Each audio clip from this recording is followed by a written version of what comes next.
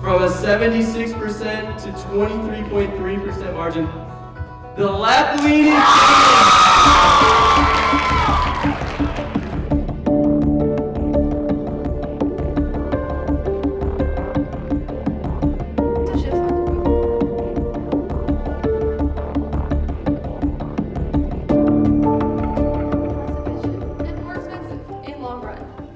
freedom is also more than just limited government. My opponent defines freedom as less government, but that's only one version of freedom.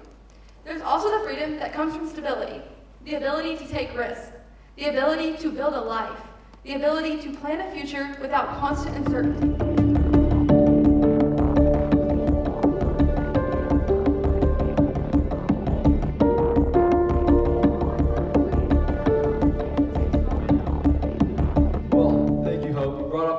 Important points, and I will see, and I believe I have seen in my speech earlier, that we do need government at some levels. We do need government to build roads. We do need to fund our phenomenal police department. We need money to fund our phenomenal fire department and our wonderful military.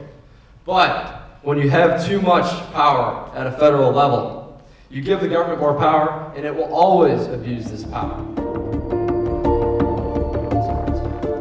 There's a reason for this. Progressive administrations have consistently passed clean energy reform that hurts the fossil fuel industry, and conservative administrations have consistently bent over backwards for the lobbyists. For example, the Biden administration passed the $400 billion Inflation Reduction Act. This is the largest clean energy investment in history. In comparison, the second Trump administration, in its first months, cut 20,000 jobs in clean energy and threatened or cut projects worth over $70 billion investment in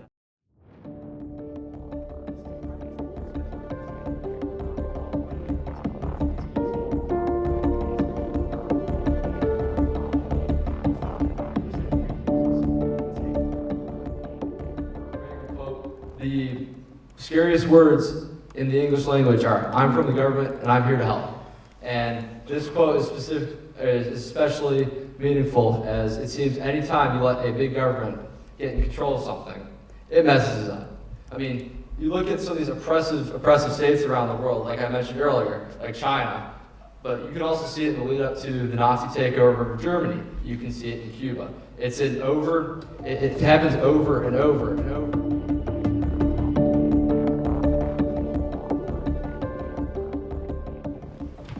So Alex and I, we can agree that fossil fuels are harmful for the environment. That's a pretty well-known fact, I think, and also for Americans.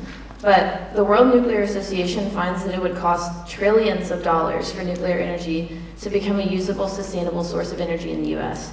It would take at least 10 years to build sources of nuclear energy.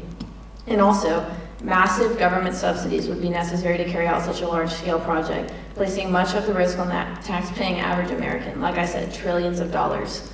So the concept of massive government spending